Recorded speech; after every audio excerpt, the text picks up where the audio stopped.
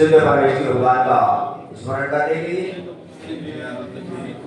और अपनी पवित्र भावना के साथ निर्वाणी का व्रत पालन करेंगे। और यहाँ यमुना का हर बातों को आगे दिन परेशान कर रहा हूँ, आज लास्ट दिन परेशान करने लगा हूँ, आनंद से जीना न चला जाओ, है ना। बेकार मत करो। मैंने विचार पहले बना दिया था, तुम लोगों की तकलीफ हो रही तो मैं जल्दी से जल्दी यहाँ से, क्योंकि हम तो हीरो के व्यापारी हैं, है ना। धर्म में साधु जो होते हैं ना, तुम व्यापार करते हो ना, और तुम दुकान पर जब तुम्हारा सामान ना बेचे तो क्या लगता है तुमको? मन में विकल्प आता है, दुकान बंदी कर दो इसे। ऐसे ही साधु हैं, साधु का धर्म का ये स्तर है जब उनका, और जहां पर कांच के हीरो में खेलने वाले लोग हों, वो असली हीरे की पहचान कहाँ कर पाए? तो असली हीरा की पहचान तो जौहरी कर पाते हैं। कौन? तो यहाँ पर कोई जौहरी नहीं था, तो असली हीरा मेरे पकड़ नहीं रहा था, तो मैंने कहा चलो दुकान बंद करो और चलो। जौहरी होते तो असली हीरे की पहचान करते थे।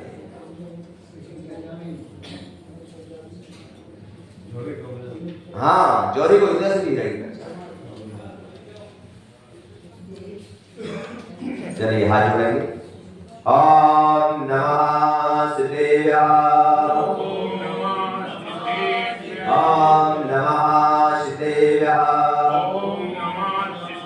ओम नमः शिवाय। मंगलमय मंगल कर होए तेरा गिरे ज्ञान, नमः जाते भये अरे अंतादिमा, अरे अंतादिमा। नमन चरण में करे रहे अनुनय से करियो, कदम कदम बढ़ते चले मोक्ष महल की ओर, कदम कदम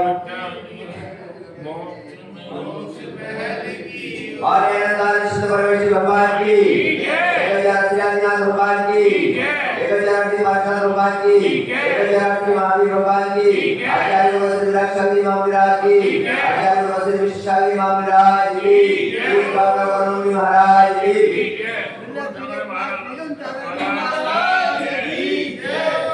भगवान माओ संसार में अब आप कह रहे थे कि महाराज, आप सोच रहे होंगे, लेकिन सत्य बात है, मैं आज आपको जो उपदेश दे रहा हूं उस उपदेश में आप समझ जाओगे कि असली की हीरे की पहचान कैसे है। अभी आपको सब पता लग जाएगा। वास्तव में सत्य है कि अपन सभी लोग जो कांच के हीरे जो बनते हैं, जिसमें चमक अधिक होती है, इसमें चमक अधिक, लेकिन अपन उसी में रंग। इसलिए क्योंकि यहाँ पर कभी कभी विचार आता है, कभी चिंतन आता है, जब हम नमोकार मंत्र पढ़ते हैं। क्या पढ़ते हैं? आप लोग भी पढ़ते हो? अनादिकाल की क्रिया कई बार पढ़ चुके हैं। यहाँ पर एक तरफ तो आता है कि नमोकार मंत्र की सिद्धि, इसकी नमोकार, और यहाँ पर रंजन चोर कहता है आड़म दाड़म कुछ नाम बोलो बोलो, तुम तो नहीं बोलो ना, तुम तो शुद्ध नमोकार बोल रहे हो, बोलो। उसने बोला है ना, बोलो बोलो। और वो अंजन से निरंजन, अब तुम रोज बोलो, रोज नमोकार की माला बोलो। क्या हुआ हमारा? क्यों ऐसा? कभी विचार किया इस बात कि ऐसा हमारा नमोकार मंत्र, जिस नमोकार मंत्र से संसार के सुख तो क्या, संसार के सुख तो क्या, जो नमोकार मंत्र का मात्र स्मरण करने से मोक्ष मिल जाता है। ऐसा नमोकार मंत्र जिस नमोकार मंत्र का आज हम ऐसा विचार करें। क्यों ऐसा? इसीलिए कि आचार्य कहते हैं कि नमोकार मंत्र हमारा अखंड मंत्र है। क्या है? कैसा मंत्र है? अखंड है। और आज हमने उसको खंड खंड कर दिया, इसीलिए हमको उसकी सिद्धि प्राप्त नहीं। बस एक ही सूत्र था जीवन में कि क्यों नहीं हो रही। तो यहाँ पर नमोकार मंत्र जब लिखा गया, क्या अनादि नेता जब तो, लेकिन हमारे ग्रंथों में जब उसको लिपिबद्ध किया गया तो उसमें आप विचार करना, उसमें लिखा नमो हरिताड़। अब मैं आपसे पूछ रहा हूं यमुना विहार वालों, कौन से अरहंत, क्या नाम था उनका? बोलो, कौन से अरहंत? क्या ग्रंथों में कोई नाम लिखा गया? क्या लिखा? नमो हरिताड़। क्यों लिखा? क्यों? इसलिए कि नाम विशेष लिख देते अगर तो व्यक्ति सम्यक दर्शन से दूर हो जाता। क्या हो जाता? इसलिए अपना नमो हरिताड़ यानी सारे अरहंतों की आराधना करो। इसकी कोई नाम यहां पर नहीं दिया गया, इसीलिए नहीं दिया गया। नमो सिद्धारण, नमो आयज्ञानम, नमो उज्जयानम, नमो लोय शब्दसारुणम, पांचों पदों में कोई नाम की विवक्षा नहीं की गई। क्या हो? क्यों नहीं की? इसीलिए नहीं की गई। हमारा जो मंत्र है, हमारी जो आराधना है, और हमारी आराधना और वर्तमान के अंदर में वही नमोकार मंत्र के कितने उदाहरण आते हैं कि नमोकार मंत्र से जीवन में कितना मोक्ष को प्राप्त कर लेते हैं लोग। आज वही नमोकार मंत्र है, जो नमोकार मंत्र में परिवर्तन हो ही नहीं सकता। हो सकता है? कभी नहीं हो सकता। जैसा है वो वैसे ही रहेगा। लेकिन यहां पर विचार करो, अब यहां पर अपना क्यों नहीं हो रहा कि तुम कौन से अरहंत, क्या कौन से भगवान, कौन सा मंदिर, किसका मंदिर? बोलो, तुम्हारी दृष्टि में भेद आ गया। क्या है? नमोकार मंत्र तो वही है, नमोकार मंत्र तो वही है। कोई अंदर कौन से सिद्ध, कौन से आचार्य, कौन से उपाध्याय और कौन से साथ? जो व्यक्ति अखंड नमोकार मंत्र का जाप करता है, जिसके अंतरंग और बहिरंग में किसी प्रकार का पांचों पदों में नाम और फोटो का भेद नहीं होता, वो मंत्र जीवन का कल्याण करता है। तुमने पूरे नमोकार मंत्र को खंड खंड कर दिया। क्या कर दिया? बोलो, अभी तुम्हारे यमुना विहार में कितने ग्रुप होंगे? हम पराने महाराज के, हम डीके महाराज के, पराने महाराज के, हम बोलो, ये क्या है? ये खंडित नमोकार मंत्र, खंडित नमोकार मंत्र है। यहां पर आचार्य कहते हैं, बात आप करो भाई साहब, जो पूछना है उससे पूछो, आप सोचे चलो। अखंड नमोकार मंत्र का मतलब क्या है? सम्यक दृष्टि जीव, सम्यक दृष्टि जीव जो होता है वो नाम और फोटों में नहीं, वो गुणों में प्रीति करता है। और जो गुणों में प्रीति करता है वो शकल नहीं देखता, नाम नहीं देखता, वो तो भक्ति करता है। क्या करता है? और आप क्या देखते? बोलो, इसीलिए वो नमोकार मंत्र आपके जीवन में दुखों को दूर नहीं करता, नहीं कर पाता है। इसीलिए आप लोगों के लिए ये यहाँ पर आचार्य कह रहे हैं, क्या आचार्य भगवान कह रहे हैं यहाँ पर, क्या ये भगवात्मा अपना कल्याण करना चाहता है तो अपनी दृष्टि को समदृष्टि बना ले, समदृष्टि बना ले। और आज यही विडंबना है संसार में, पूरे देश के अंदर में यही विडंबना है। जहां भी जाते हैं वहां पर इस प्रकार के भेद प्रभेद हो चुके हैं। इसीलिए हमारे अंदर में गुणों के प्रति हमारा प्रीति हमारी खत्म हो गई है, नाम और भूलियों के प्रति हमारा प्रीति लग चुकी है। इसीलिए हम महात्माओं अपना कल्याण चाहते हो, अपना कल्याण चाहते हो तो गुणों में प्रीति करो। किसमें? गुणों में प्रीति करो, गुणों क्या? इसीलिए मेरी भावना में लिख दिया, गुणी जनों को देख हृदय में मेरे प्रेम बड़े, जहां तक उनकी सेवा करके रहमत। बड़ी कितनी बढ़िया लाइन लिखी है। गुणी जनों, क्या लिखा? गुणी जनों को देख हृदय में मेरे प्रेम मोड़ा। क्या बोले? पता क्या हुआ? बोले संग आया, बोले चौके लगे। क्या हुआ? बोले 6 दिन निकल गए। बोले क्या हुआ जी? अरे मेरा तो बड़ा भाग्य खराब है, पाप कर्म को दे 4 दिन चौका लगाते, 6 दिन चौका लगाते हो गए। आचार्य महाराज भाई मुनि आया तो मुनि लटक गया, आचार्य नहीं आया तो हो गया।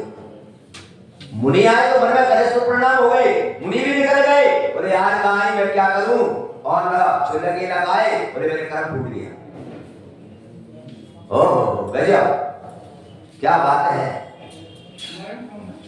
बोलो। लेकिन यहाँ पर सम्यक दृष्टि जीव कहता है कि चतुर्वेद संग में से जो भी सत्पात्र आ गया, उसके परिणामों में 1% भी विफलता नहीं आती। उसके परिणामों में 1% भी, बस वो एक अगर सत्पात्र आ गया, बस मुझे उसकी सेवा करना। क्या करना? बोलो।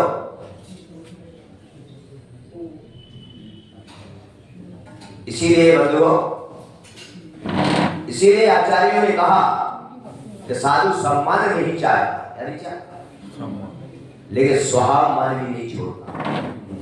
क्या? ये मेरा स्वाभिमान है। क्या है? ये मेरा स्वाभिमान है। ध्यान रखो अपने जीवन में, और जहां स्वाभिमान को जहां ठेस लगती है, वहां पर साधुपना में दोष लगता है। क्या लगता है? सम्मान मिलेगा, लेकिन जहां साधु होने में अगर तो साधु होने में दोष जाता है, दोष आता है। इसलिए साधु सम्मान नहीं चाहता, पर आप लोगों से कहना चाहता हूं कि कोई भी साधु आए तो उसके स्वाभिमान को बरकरार बंधुओं। जब इस प्रकार का प्रकरण आता है, तब यहां पर बात आती है कि कैसे जीवन का कल्याण होता है, कैसे हमारे पाप धुलते हैं, कैसे हमारे पाप धुलते हैं, किस प्रकार हमारी आत्मा का कल्याण होता है। आज आप सीख ले थोड़ी सी बात में। और अगर आपको, क्योंकि मैं तो सोच रहा था कितने लोग हैं, अभी कल परसों से मैं देख रहा 2-3 दिन से आपको जो चर्चा कर रहे हो, तो मुझे कहने में आ जाता और वो खुले मंच पर बोल देता। क्या आप मुझे बताएंगे? आप मुझे बताएं कि अगर आप साधु के प्रति गुणों में अगर प्रीति रखते हो, तो आप मुझे बताएंगे कि कितने लोग हैं जो ऊपर मेरे दर्शन करने के लिए आए। कल परसों की मीटिंग थी पूरी समाज की, एक व्यक्ति भी दर्शन करने, वहां पर तो मीटिंग चल रही थी, वहां पर लड़ाई हो रही थी, चिल्ला रहे क्या, लेकिन एक व्यक्ति भी क्यों आई? बोलो। और ये बात तुम्हारे पसंद है कि हमारा लोग तो भैयावटी करने के लिए लोगों की, इससे सिद्ध है कि हमारे अंदर निश्चित तय है कि हमारे अंदर समृद्धि की उत्पत्ति नहीं है। मुझे बताइए यहाँ पर मेरे लोग, तो ऊपर मैं विराजमान क्षेत्र के कितने लोग मेरे दर्शन करते हैं? बताइए कितने लोगों को पता है कि महाराज का हुआ कि नहीं हुआ? पूछ रहा हूं तुमसे, विचार करो, चिंतन का विषय, सोचने का विषय। क्योंकि यहां पर आचार्यों ने हमको आज्ञा दी है ग्रंथों में, और आचार्य ने कहा है कि जैसा सिद्धांत मैंने कहा है, जैसा धर्म है, वैसा ही भगवान की वाणी में आया, वैसा ही निरूपण करना। क्यों? क्योंकि अगर वैसा ही निरूपण नहीं करोगे तो अनादिकाल से ये व्यक्ति या अन्य निरूपण में इनके जैसी बात करने में इनका कल्याण नहीं होगा। इनको जब सत्य बताएंगे तभी इनका क्या होगा? कल्याण होगा। अब बताओ मेरे बंधुओं, नगर में मैं तो आपसे यही कह के जा रहा हूं कि तुम्हारे नगर के अंदर में अगर तुम्हारे लिए अपनी आत्म कल्याण और पापों से निवृत्त होने का भाव हो तो तुम्हारे नगर में कोई भी त्यागी वृत्ति, कोई भी मुनि, क्षुल्लक, केलक, माता जी यानी कि ब्रह्मचारी तक भी आ जाए तो तुम्हारे मन में वही प्रसन्नता होना चाहिए, उतनी प्रसन्नता होना चाहिए जितनी प्रसन्नता तुम्हारे मंदिर में आने, उतनी खुशी होना चाहिए, तब जाके जीवन का कल्याण। ऐसे कल्याण नहीं होगा। विचार करो, चिंतन करो। भरत बाहुबली दोनों में जब मृत्यु हुआ तो मां के पास जब जाकर पूछा तो मां ने क्या कहा? किसको आशीर्वाद दी? पुत्र तो मेरे दोनों हैं, दोनों हाथ मेरे हैं, अगर एक जाएगा तो मेरा ही हाथ में जाएगा। इसी प्रकार ये बात कहो, संत तो तुम्हारे ही है। किसके? संत तो तुम्हारे ही है। और जब संत तुम्हारे हैं तो तुम्हारे जब पूरी समाज भारतवर्ष की संतों के माता पिता बन जाते हैं, कौन बन जाते हैं? संतों के माता पिता कौन है? क्योंकि संतों ने अपने माता पिता को छोड़ दिए और यहाँ पर सारी समाज उनके बोलो है कि नहीं माता जी? शास्त्रों की बात है। जब माता पिता अगर बने हैं और माता पिता ही अगर पुत्रों में भेद करते हैं तो माता पिता नहीं होते। माता पिता वही होते हैं जो सभी पुत्रों को बोलो वही माता पिता हुआ करते हैं। ध्यान रखो अपने जीवन के अंदर में इसी प्रकार सम्यक दृष्टि जीव होता है। सम्यक दृष्टि जीव की दृष्टि में किसी प्रकार का भेदभाव नहीं। विचार करो, जिसमें जब राजा श्रेणी समुद्र में बात कर रहे थे और उन्होंने पूछा कि भगवान ये बताओ महाभारत हुआ क्या हुआ? महाभारत हुआ कि नहीं हुआ? तुमने देखा? टीवी पे देखा होगा। जैन धर्म का महाभारत नहीं पढ़ा होगा तो टीवी पर तो महाभारत हुआ। और महाभारत के अंदर में जब युद्ध हुआ, पता है तुम्हारे कितने लोग मारे गए युद्ध में? पता है किसी को? अनंत वहां पर जितनी भारत की भी जनसंख्या नहीं है, अभी भारत की उतनी उससे भी ज्यादा लोग मारे। क्या? जितनी अभी उससे भी अधिक लोग मारे। विचार करो थोड़ा।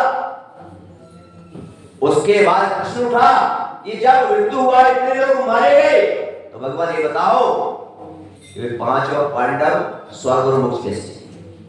उनको तो नरक जाना चाहिए, उनको तो कहां जाना चाहिए?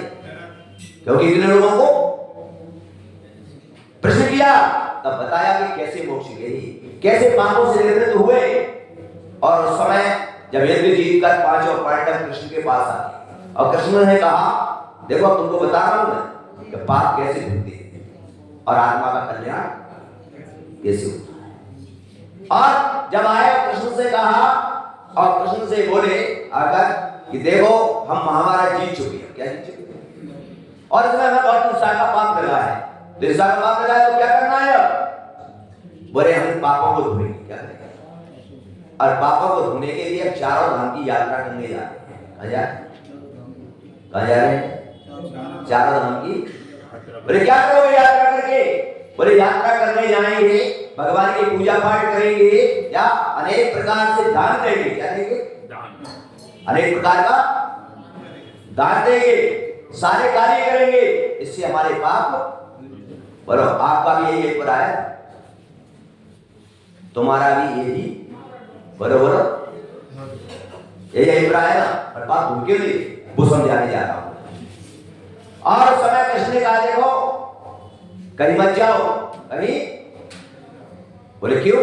बोले पाप धुलना होंगे तो इस मंदिर में ही। बोलो पाप धुलना होंगे तो बोलो नहीं धुलेगी। बताओ क्यों नहीं धुले? यहां पर भी तो वही भगवान बैठे। तो पांडवों ने नहीं, हमने तो शास्त्रों में ऐसा, तुमने भी कहा पढ़ा, तुमने भी ऐसे ही पढ़ा है, उन्होंने पढ़ा है, हमने। कृष्ण ने कहा मान जाओ मेरी बात, नहीं बोल जान। पांचों पांडव चलने को हुए और उनकी विदा की। पहले बहुत अच्छे से यात्रा होती थी, अब जो यात्रा है ऐसे नहीं होती थी। पहले बड़े बैंड बाजे के साथ विदा करते थे, और जब तक लौट कर नहीं आते थे तब तक घरों में गीत होते थे। क्या? जब लौट कर आते थे तो स्टेशन से बैंड बाजे के साथ आते थे, और सारे रिश्तेदार आते थे, उनके दरवाजे बजाए जाते थे, उनको बिठा के तलब होते थे, क्या बड़े, और पूरे नगर का भोजन होता था कि इसको कहते थे यात्रा का। और वो चलते थे हैं, जब चलते हैं तब कृष्ण उनको एक कड़वी तुम्बी दे देते थे। अपन कहते हैं लोग इसको बोलते हैं, इसमें तुम्बी होती है, वो कड़वी भी होती है ना। तो वो दे दी, बोले ले जाओ, इसको भी क्या कराना हो, यात्रा कराना हो। बोले खाओ, और गए पांडव, और सारा पूरा 4 धाम की यात्रा की, जगह जगह दान दिए, पूजा किया, पाठ किए, विधान किए, सारे काम, और सारे काम करके लौट कर जब आए तब कृष्ण उनको घर में लिया, और घर में जाते ही भोजन करवाया, गर्भभोज हुआ, और थोड़ी सी वो तुम्बी मांगी, उसको कूट के पांडवों को भोजन डाला। कैसा हो गया? कड़वा हो गया। तो पांडव बोले तो बुढ़ा कड़वा हो गया, क्या बात है? तब कृष्ण ने कहा हे पांडवों, जब एक कड़वी तुम्बी मीठी नहीं हुई, क्या नहीं, तो तुम्हारे पाप इसका मतलब समझिए ना। कड़वी तुम्बी का, कड़वी तुम्बी का मतलब है कि जब तुम्हारे अंदर में कसाय भाव राग देश की परिणति जब तक चलेगी तब तक पाप नहीं हुए। कड़वी तुम्बी का मतलब समझिए, जब तक हमारी कसायों में क्या नहीं आए। ये कह रहा है कि जब तक तुम्हारे परिणाम शुद्ध नहीं होंगे, आप कितने भी पूजा पाठ कर लो, तुम्हारे पाप यानी तो नहीं। इसलिए विनय मोक्ष का द्वार है। क्या है? विनय मोक्ष का द्वार है। और जहां विनय खत्म हो गई, जहां अहंकार आ गया, क्या आ गया? हाँ विनाश है। क्या है? विनाश है, पतन है, तय है। और अपने अंदर में जितनी जितनी हम पूजा पाठ कर रहे, जितना जितना दान दे रहे हैं, उतनी उतनी कसाई की दिक्कत हो, जबकि मद का आनी चाहिए, क्या आनी चाहिए। और अपने अंदर क्या हो रहा है? बोलो क्या हो रहा है अपने अंदर? बताइए। और पांडव ने कहा कोई बात नहीं, कैसे हमारे पापों का क्षय होगा? तब उन्होंने कहा कृष्ण ने कि जाओ, तुम अपना सम्राट बनने जा रहे हो, जाओ इंद्रप्रस्थ की ओर जा रहे हो। इंद्रप्रस्थ दिल्ली का नाम है, राजधानी हमेशा से दिल्ली है। और वो जब चलते हैं तो कहते हैं देखो तुम एक काम करना, तुम एक काम करना, सारे भारत वासियों को भोजन कराना। क्या करना? सारे भारत वालों को भोजन कराना, और भारत में जितने भी ऋषि मुनि हैं उन सबको आप आहार कराना। क्या कराना? जितने भी मंदिर हैं पूरे भारत में, सारे मंदिरों में अनुष्ठान कराना। क्या कराना? सारे मंदिरों में अनुष्ठान कराना। और किमिच्छित दान मेरा, किमिच्छित दान मतलब जो मांगे उसको बोलो, अपने को उपचार करना। और युधिष्ठिर ने कहा कि मैं तो सम्राट हूं, मुझे ये काम करना कोई बड़ी बात। बोलो बोलो कोई मुझे बड़ी बात, क्या बड़ी बात है? तुम भी कह देते हो तुरंत आकर, मेरे पास कई लोग आते हैं, महाराज ये काम करना मुझे बड़ी बात नहीं है, बोलो बताओ क्या करना है मुझे, कोई मुझे बड़ी बात नहीं है। बोले मंदिर, बोले अकेला बर्बाद हुआ, बोले महाराज कोई बड़ी बात नहीं है। मैंने कहा भाई साहब आपसे करो, पर बोले टाइम नहीं, क्या करूं, आपसे करो मेरे पास, बोलो बोलो। यानी युधिष्ठिर ने कहा मुझे कोई बड़ी बात, पहुंच गया और इंद्रप्रस्थ पहुंच के उसने सारा काम शुरू कर दिया। और बैठ के छत पर बैठा हुआ था, बोले पाप तो जाएंगे तो पहचान क्या होगी, बोले पाप तो होते ही आकाश में 3 घंटे हुए, ऊपर बैठा बड़ा प्रसन्न हो रहा था कि अब मेरे पाप, क्योंकि मैंने किमिच्छित दान दे रहा हूं, सारे मंदिरों के निर्माण, सारे मंदिरों में अनुष्ठान, सारे ऋषि मुनियों को दान दे रहा हूं, या सारे भारतवर्ष को भोजन करा रहा हूं, मेरे पाप तो, पर तुम भी तो यही गलती में बैठे, तुम भी तो इसी भूल में डूबे हो। आकाश महल पर बैठा हुआ रोज इंतजार करता, रोज शाम हो जाती आकाश में बैठी, उदास हो गया, क्या हो गया? पहले तो बड़ा प्रसन्न हो रहा था कि मेरे पाप, उदास हो गया। उदास होकर सेनापति को, मंत्री को बुलाया, इसको बोले क्या बात है, और जब देखा गया तब सेनापति से कहा जा खोज करो कोई व्यक्ति बाकी तो। अब देखिए यहां पर आप कह रहे हो ना, हीरे की खोज कैसे होती है, इसकी जौहरी कैसे हीरे की खोज करता है, अब तुम भी जौहरी बन जाते हैं। और वहां पर अभी यहां पर विचार करो कि सारे देश के लोगों को भोजन करा दिया, सारे मंदिरों के निर्माण, पूजा पाठ अनुष्ठान सारे कार्य चल रहे हैं, और आकाश में बैठे। जब सेनापति देखते देखते गया तो एक जंगल के अंदर में एक घास फूस की झोपड़ी में एक व्यक्ति नजर आया, और वो व्यक्ति कैसा था, टेढ़ा मेढ़ा कैसा, काला कमंडा कैसा था, क्या लंबी लंबी और बदबू आ रही थी, और पसूर जाति का, कौन सी जाति, कौन सी जाति का, पसूर जाति है, नीच जाति का। सेनापति ने उसको देखा, सेनापति ने जाकर कहा है नीच जात, क्या बोला, किसका सेनापति था, सम्राट का, इसका। और जो सम्राट का सेनापति हो उसको कौन सा घमंड नहीं हुआ भाई, बोलो है? विचार करो, ये कोई अगर मिनिस्टर या कोई कलेक्टर के दरवाजे पे चपरासी भी खड़ा हो तो उसको कितना बोलता है। तो उस व्यक्ति ने कहा कौन हो तुम, बोले मैं सेनापति हूं, किसका, बोले सम्राट। बोले क्या करना है, बोले उसके आप भोजन करे, इसके क्या कहा बता दो मुझे। उसने कहा तू सम्राट का सेनापति होगा, मैं नहीं जाऊंगा भोजन करने जा। सेनापति ने कहा किसके लिए कर रहा, राजा को, बोले राजा हुआ अपने। देखिए यहां पर कैसी बेटी खोलती है, चला गया समझ, युधिष्ठिर से कहा, युधिष्ठिर समझ गया, युधिष्ठिर समझ गया, सम्यक दृष्टि जीव तुरंत समझ जाता है। युधिष्ठिर समझ गया, सेनापति से बैठ जा, मंत्री को भेजा, तो मंत्री किसका था, वो सम्राट का, उसको कम घमंड होगा। उसने जाकर भी कहा क्या कि चलो युधिष्ठिर का भोजन करके आओ। उसने कहा कौन हो, बोले मंत्री हूं सम्राट। बोले मंत्री जाओ तुम्हारे सम्राट को जाकर बोल देना मुझे भोजन अगर कराना है तुमको तो अर्जुन को निमंत्रण देने भेजे, ठीक मुझे पीठ पर बैठा के ले जाए, नकल सोदर मेरे चमड़ उड़ाए और सब युधिष्ठिर दरवाजे पर आके मेरी आरती उतारे और द्रौपदी अपने हाथों से 56 भोग बनाए, तब आऊंगा भोजन करने बोल देना। बोलो कौन कह रहा है, एक बसोर जाति का, कौन कह रहा है। अब देखें हमारा विचार करें कैसे सम्यक दर्शन की पुष्टि होती है, कैसे बात होते हैं, कैसे आत्मा का कल्याण होता है।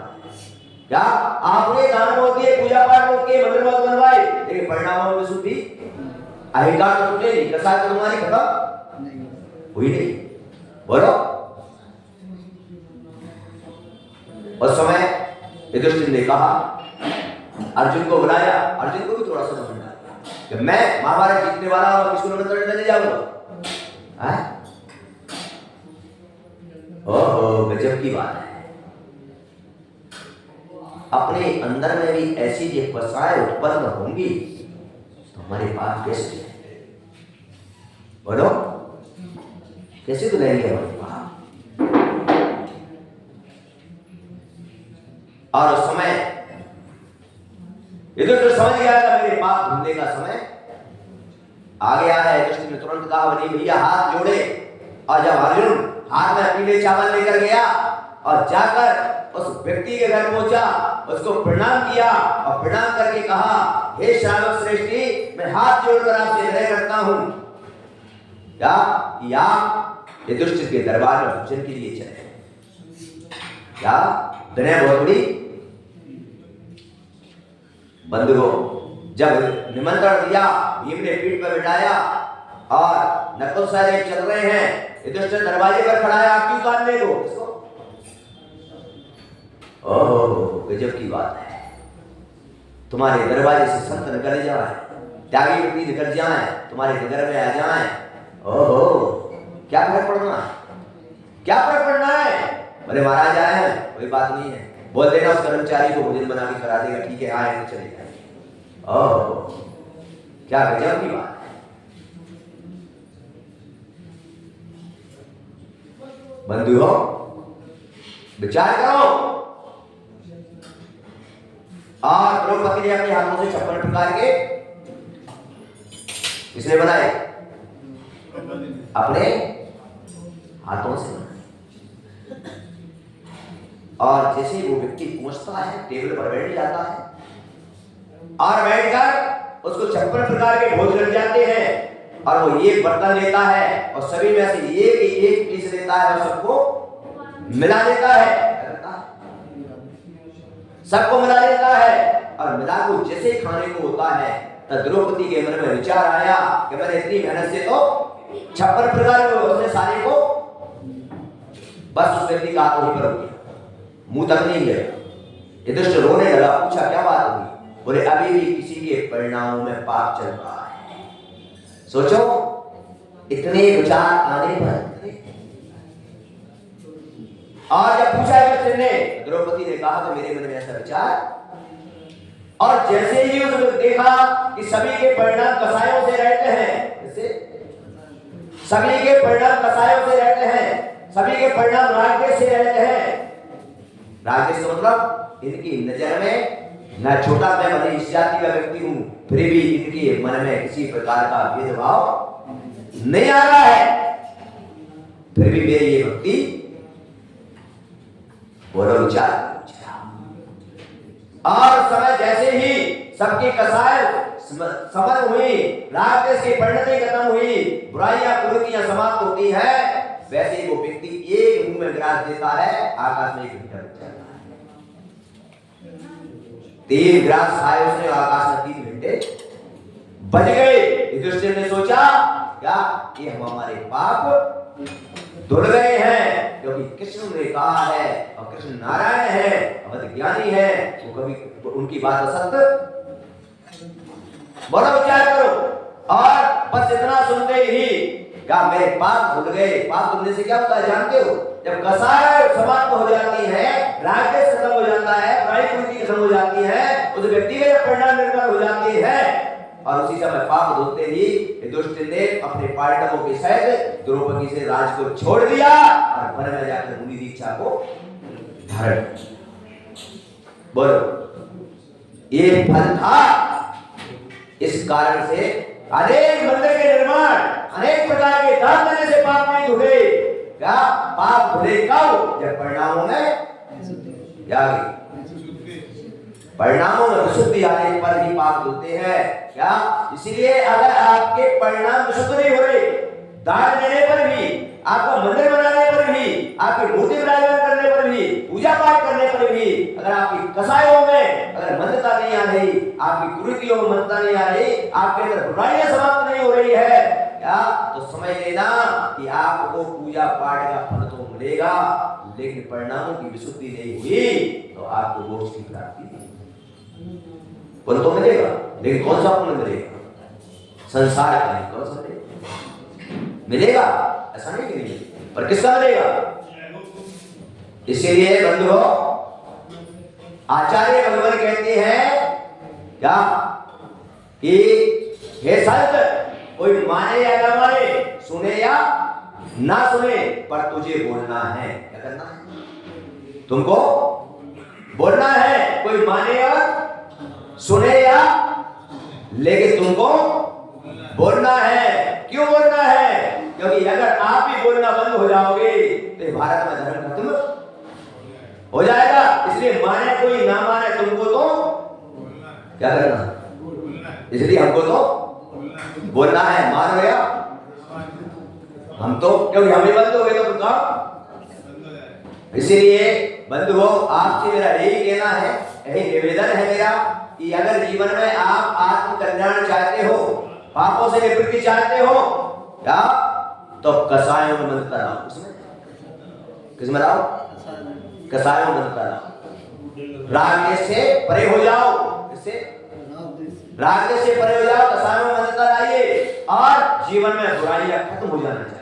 क्या जीवन से बुराइयां खत्म हो जाना चाहिए और कुरीतियां भी खत्म हो जाना चाहिए। तब जाकर हमारे जीवन का कल्याण का मार्ग प्रशस्त होगा। नहीं तो बंधुओं, जो क्रियाएं हम कर रहे हैं, मैंने शुरू के दिन ही बताया था कि क्रियाएं तो हम समूह शरण भी करके आगे, किसमें करके आगे? समूह शरण, पर कल्याण नहीं। इसीलिए हमारा कहने का बस यही है कि कभी कभी तो मैं जब देखता हूं, कभी कभी विचार करता हूं कि भगवान का मंदिर, उसका मंदिर, किसका मंदिर बन रहा है? तुम्हारा नहीं, नहीं बोलो, तुम्हारा मंदिर नहीं बन रहा है, ये मंदिर भगवान का बन रहा है। अब भगवान के मंदिर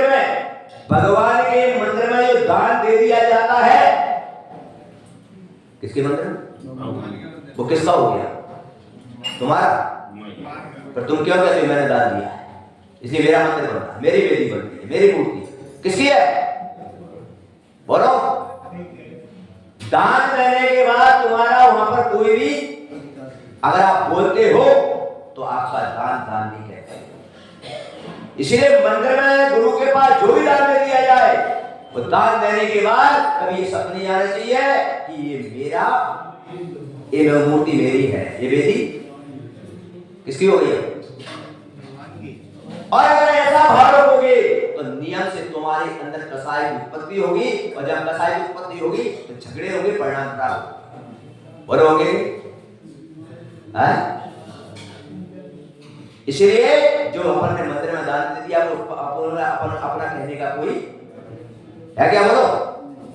फिर अपन क्या करते? झगड़े क्यों होते?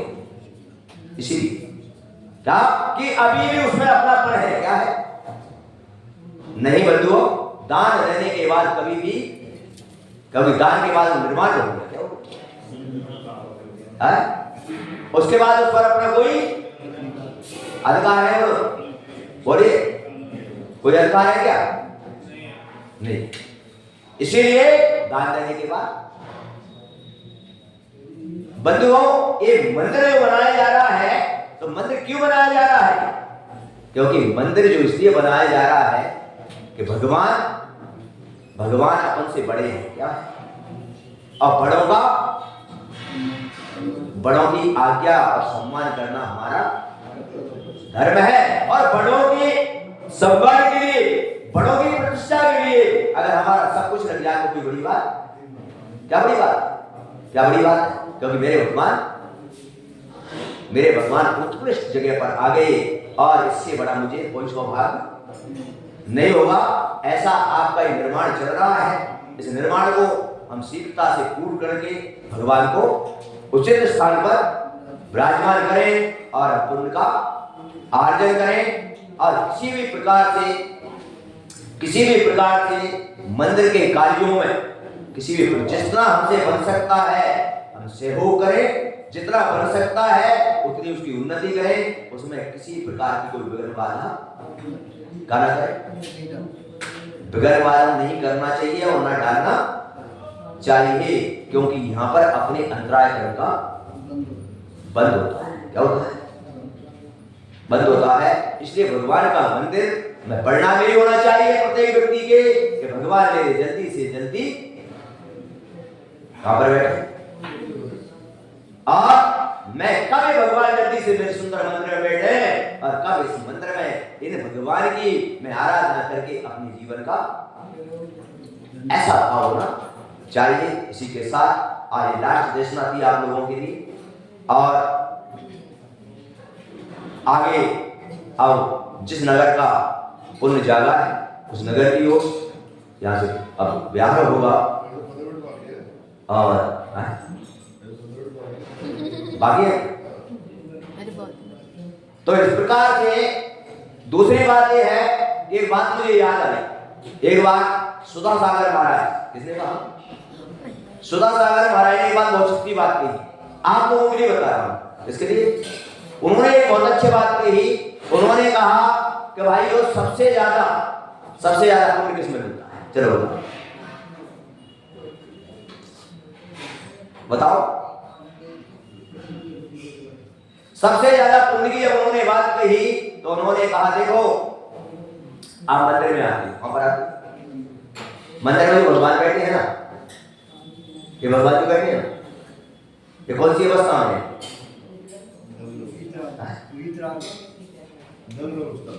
बोलो अब यार तो भगवान है, कौन सी अवस्था? अनंत अवस्था। कौन सी अवस्था क्या है?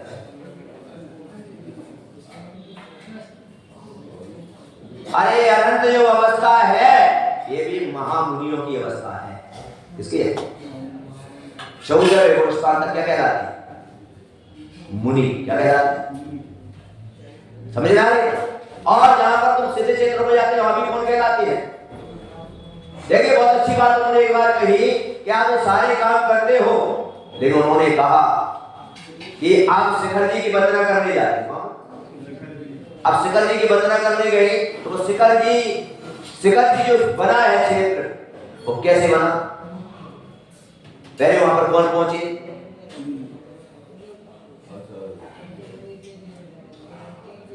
वहां पर चाहे अनंत मान लो, चाहे आप आचार्य उपाध्याय, सब एक मुनि पद सबसे बड़ा होता है। कौन सा? ये हाँ, मुनि पद का है, तो सिर्फ उसके पद है। क्या है? तो उस समय जितने भी हमारे क्षेत्र बने हैं वहां पर हमारे महामुनियों ने जाकर वहां पर केवल ज्ञान प्राप्त करके वहां मोक्ष की प्राप्ति की है। इसलिए वो क्या बन गए? क्षेत्र।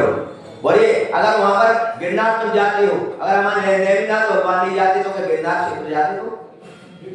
बोलो कैलाशपुर से अगर गिरनार नहीं जाते तो आप क्या उस पहाड़ को मानते? क्या क्षेत्र? किससे बने वो क्षेत्र? इसीलिए एक बार उन्होंने कहा ये बात्माओं आप वंदना करने जाते हो, मंदिर में जाते हो, क्या किसी भी अतिशय क्षेत्र पर जाते हो, किसी भी जगह जाते हो, तो उन्होंने कहा यहाँ का पुण्य तो तुम्हें मिलता ही है, यहाँ का पुण्य तो तुम्हें मिलता ही है। लेकिन उन्होंने कहा कि सबसे अधिक अगर पुण्य मिलता है तो मिलता है किसमें? साधु को सेवा करने में और साधु को विहार कराने में, साधु को यात्राएं कराने में सबसे ज्यादा पुण्य मिलता है। इसमें आप शिखर जी जाते हो, कहाँ जाते हो? शिखर जी जाते हो, आप क्या करते? उतरे, सीधे चौक पर पहुंचे और सारा पर आपने चावल चढ़ाए और नीचे आए और खाया पिया और वापस रवाना हो गए। नहीं, शिखर की जब जाते हो तो ऐसा विचार करना ये पर्वत पर तो वंदना मैं कर ही रहा हूं, लेकिन बंधनों से मुक्त होने के लिए यहाँ पर किसी मुनिराज को क्या दे दूं? उन्हीं की तो भूमि है। ऐसा विचार करने वालों को उन्होंने कहा कि जब भी जे जीते जाते साधु संत हैं क्या इनकी विहार क्या इसकी व्यवस्था। आहार और तीन ही तो चीजें हैं। क्या क्या चीजें बताओ साथ? आहार, विहार और निहार। क्या? बस निहार। आहार यानी जानते ही हो, विहार तुम, निहार यानी शौच। निहार यानी ये तीन चीजें साधु के लिए। कौन कौन सी? बस यही है ना। क्या उनकी शौच क्रिया, शौच क्रिया का मतलब है कि खुले में जाते हैं, जीवों से रहित निर्जन स्थान पर जाया जाता है। जैसे तुमने ऊपर बना रखा है एक जो कच्चा बना रखा है, एक तुम्हारी अच्छी व्यवस्था है। क्या है मतलब अगर जगह नहीं है तो कम से कम वहां पर ये है उसमें दोष नहीं है। और आहार जानते हो कि साधु का आहार मतलब उनके मौसम के अनुसार, ऋतु के अनुसार जो उनके शरीर के लिए आहार औषधि बन जाए। क्या बन जाए? आहार क्या बन जाए? औषधि बन जाए। क्योंकि आहार अगर औषधि के रूप में अगर बन गया तो उनकी साधना भी कैसी होगी? उसके साधना होगी।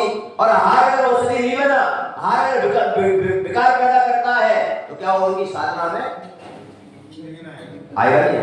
तो कैसा आहार, कौन सी ऋतु में कौन सा आहार देना है, ये भी हमको विवेक। और विहार यानी विहार का मतलब है कि साधु चल रहे हैं, कहीं जा रहे हैं तो उनके विहार की पूरी कौन करे?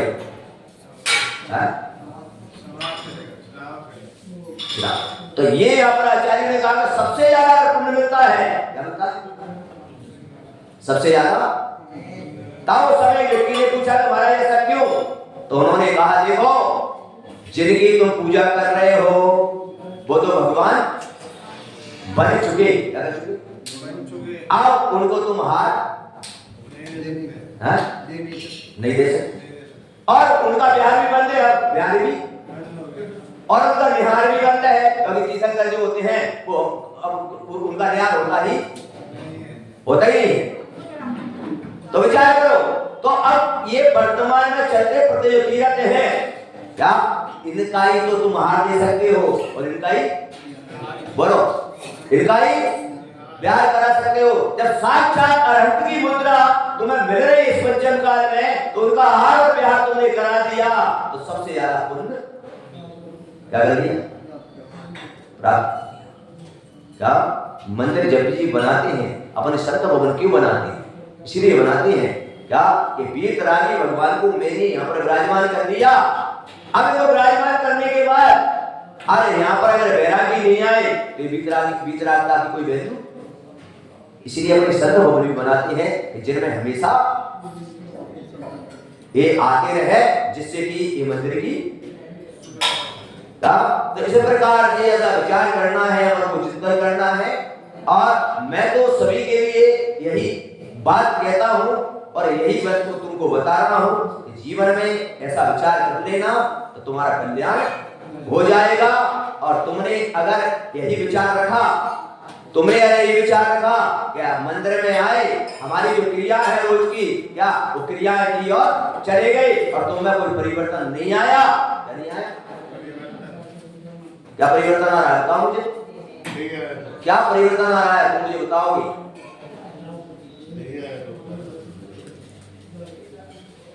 क्या परिवर्तन आया? तुमने देखा ना 5 दिन से मैं तुम्हारे बच्चे पर आता हूं, क्या परिवर्तन आया तुमको? क्या परिवर्तन आया? और वैसे भी एक तुलसीदास ने बात कही है, तुलसीदास की उसकी हिस्सा है जिसका कबीर की होया कहा ना, तुलसीदास ने कहा कि आवत ही हर्षै नहीं, नैनन नहीं इसने, और तुलसी कहा ना जाइए चाहे कंचन वर्षै। क्या कहा? अगर आते ही आपके जीवन में हृदय में आनंद प्रकट नहीं हो गया, क्या आवत ही हर्षै नहीं, नैनन नहीं, इतनी प्रसन्नता हो जाती है अतिथि को देखकर इन आंखों में, क्या आवत ही हर्षै नहीं, नैनन नहीं। तुलसीदास कह रहे हैं ऐसी जगह मत जाना जहां तुम्हारा सम्मान ना हो। क्या चाहे वह सोना वर्ष रहा हो, क्या वर्ष रहा हो सोना, तो भी उस जगह पर मत जाना। और जहां पर सबरी जैसे क्या मिल जाए चंदन माला जैसा, बोलो बोलो, वहां पर जरूर जाना, वहां पर जाना, वहां पर जरूर जाना, ऐसा विचार आता है। भगवान महावीर कहां गए आपके लिए? चंदन माला की भक्ति थी क्या थी? बड़े बड़े राजा महाराजा लगाए वृक्षों का तो ऐसा नहीं लगाया, पर कहां पहुंचे? इसी प्रकार से अपन को विचार करना है। मैं तो आपसे यही कहूंगा, और दिल्ली में मेरा आना हुआ है, इसलिए मेरा भाव बना था। वैसे तो मैं वापस ही जा रहा था दिल्ली आके तुरंत, यहाँ पर आचार्य कुमार सागर महाराज ने दीक्षा दी थी, उस दीक्षा में आया हुआ था मैं, और उस दीक्षा में आना मेरा इसलिए अनिवार्य था। उसके अंदर हमारे गृहस्थ जीवन की दो हमारी भांजी है, उनकी आत्मा दीक्षा हुई, और उससे पहले उनके जो हमारी भांजी के माता पिता, उनके दादा, उनका भाई पहले से दीक्षा ले चुके हैं। 6 दीक्षाएं सारे परिवार ने वहां पर ले ली उसी संघ में, इसलिए मेरा आगमन हुआ दिल्ली पर। फिर मेरा दिल्ली आने का भाव बना मेरा कि चलो कुछ मंदिरों के मैं वंदनाएं कर लूं, नहीं तो वैसे वापस जा रहा था। क्योंकि आचार्य धर्मसागर महाराज जो ज्ञानमती माता जी के गुरु, वो यहाँ पर कभी आए होंगे, तो उन्होंने ग्रंथ में लिखा, जब मैंने उनका ग्रंथ पढ़ा तो उन्होंने कहा, हे साधु दिल्ली मत जा। बोले क्यों? बोले दिल्ली जाना है, उससे पहले सोचना था भ्रष्ट हो जाऊंगा, क्योंकि वहां तेरी चर्या का पालन क्या नहीं होगा। उन्होंने लिखा है धर्मसागर, कुछ यहाँ पर आके देखा होगा तभी तो उन्होंने। तो मैं तो आया और जाने वाला था, और मेरे मन में ऐसा भाव आया, जब आया हूं तो कुछ यहाँ के मंदिरों की वंदना कर लूं, और वही भाव लेकर मैं जगह जगह विचरण कर रहा हूं, और जगह जगह देखकर मेरे मन में बड़ा आनंद आ रहा है। मुझे तो आ रहा है आनंद, क्यों? क्योंकि मुझे जगह जगह भगवान के दर्शन हो रहे हैं, और जगह जगह अनेक प्रकार की भगवान की वर्णना मुझे प्राप्त हो रही है। तो मेरे तो आनंद आ रहा है। अब तुमको कितनी वर्णना प्राप्त करना है साधु आने पर, तुमको कितने पाप मिलने लगे ये तुम जान, पर मुझे तो बड़ा आनंद आ रहा है। क्यों आ रहा है? क्योंकि मैं तो परमात्मा के चरणों में। अब तुम्हें कितना आनंद लेना है, क्या गुरुओं की कैसी भक्ति करना है। इसीलिए बंधुओं ध्यान रखो अपने जीवन में। क्या कई चीजों को देखकर लगता है, तुमने कई बार पढ़ा, गुरु गोविंद दो बड़े काके लागू पाओ, बलिहारी गुरु बरो। तो अब बता दो, क्या स्पष्ट लगा हुआ है क्या कि गुरु का क्या करो? और गुरु किसे कहा है? गुरु किसे कहा है? जो हमारे ऊपर उपकार करता है वो हमारा बोलो, जो हमारे ऊपर वो हमारा गुरु है। क्या यहाँ पर भी देव शास्त्र और गुरु क्या दिया गया? क्या दिया गया? देव शास्त्र और गुरु। तो यहाँ पर भी ध्यान रखो, यहाँ पर भी नाम का वर्णन नहीं किया गया। क्या रखा? देव शास्त्र और गुरु। तो यहाँ पर कह दिया जिसने भी हमारे उपकार किया है वो हमारा गुरु है। क्या? इसलिए बंधु ये ध्यान रखें अपने जीवन में। और मैं तो सभी को यही मंगल आशीर्वाद प्रदान कर रहा हूं कि सभी जितने भी लोग यहाँ पर निवास करते हैं, सभी के परिणामों में बदलाव आए, और अपने आप को बदलने का प्रयास करें। दूसरे को बदलने का प्रयास मत करना। किसको बदलने का प्रयास करें?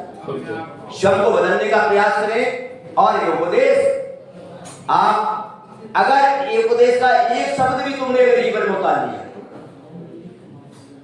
तो जीवन का परिवर्तन हो जाएगा। जीवन का एक शब्द भी उतर गया तो भी जीवन का परिवर्तन हो जाएगा। और ये भी ध्यान रखना, जीवन के परिवर्तन के लिए वो शब्द किसके मुंह से प्राप्त होगा ये तुम्हें भी पता नहीं और हमको भी पता नहीं। वो जरूरी नहीं क्या वो समोसण में प्राप्त नहीं हुआ, लेकिन हो सकता है जिसके मुंह से प्राप्त हो जाए। इसलिए जो भी आपको गुरु मिलते हैं उनके मुख से जिनवाणी सुनना चाहिए कि वो शब्द हमको कब प्राप्त हो जाए, ऐसा विचार कर लेना चाहिए। और ऐसा विचार करते ही जीवन का कल्याण करेंगे निश्चित ही। और आगे आपको विदित है कि दिल्ली की एक वंदना करता हुआ और यहाँ से सोनागिर जाऊंगा, तो सोनागिर से इंदौर इंदौर पता है? इंदौर में कौन सा कार्यक्रम? आचार्य विराट सागर महाराज का जो आचार्य पद विशुद्ध सागर जी महाराज को क्या दिया जा रहा है। फिर इंदौर में कार्यक्रम होगा और इंदौर के कार्यक्रम के बाद गौंडेश बाहुबली वहां की यात्रा की ओर हम रवाना होंगे। आप सभी लोग भी आमंत्रित हैं कि आप भी ऐसे महान और धार्मिक कार्यक्रमों में आप भी उनका आचरण करें। बड़े बड़े परमेश्वरी भगवान की जय। शिरवाणी के